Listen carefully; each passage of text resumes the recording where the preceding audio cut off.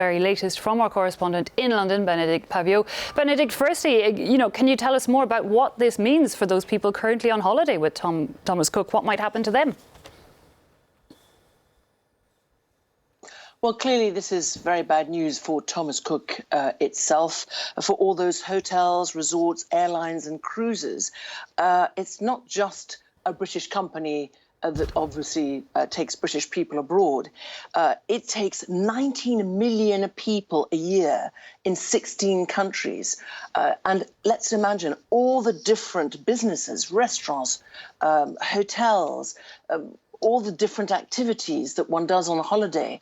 So this will affect the local economies of those countries. And of course, it's very bad news for the 600,000 stranded passengers across the world, of which we think there are 10,000 French nationals, many Germans, many Scandinavians, I understand, and 150,000 Brits. So, of course, it's headline news here.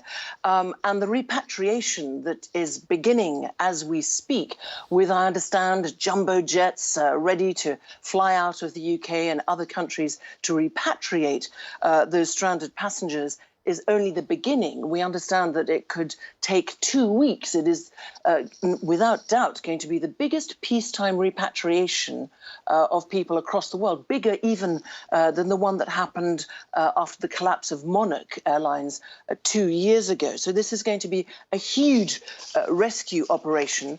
As far as rights are concerned, if you're on a package holiday, you are covered by the Air Travel Organisers Licence Scheme, ATOL, and the scheme will pay, I understand, for your accommodation abroad, although you may have to move to a different hotel or apartment.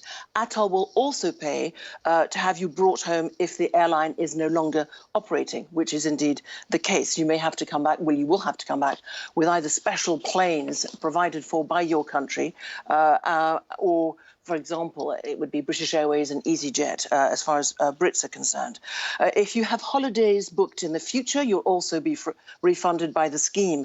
But the bad news is that if you've booked a flight-only deal, you will need to apply to your travel insurance company or credit card and debit card provider to seek a refund. So I hope that's of some help to people who are stranded and watching us across the world in airports or hotels and who are very anxious, understandably, about what's going to happen to them and how they go home. Indeed, not the most relaxing start or part of one's holiday, to say the very least. Now, Benedict, you gave us an idea of just how big Thomas Cook was. Indeed, it had annual sales of £9 billion, a very old company in the UK, and a lot of people employed, of course, there, but also across the world.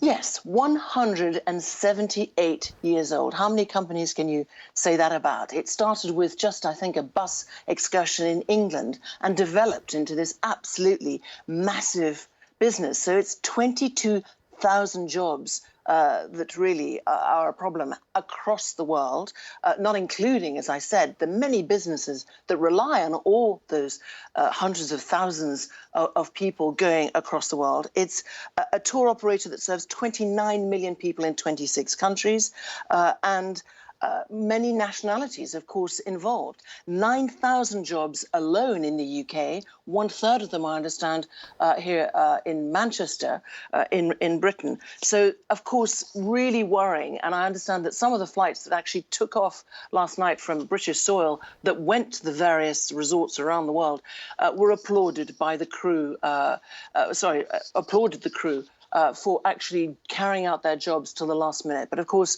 that's a lot of stranded passengers, a lot of people out of work across the world. So very anxious times for them. And there are special websites. There's a Civil Aviation Authority, for example, website that's taken over, I think, the Thomas Cook website.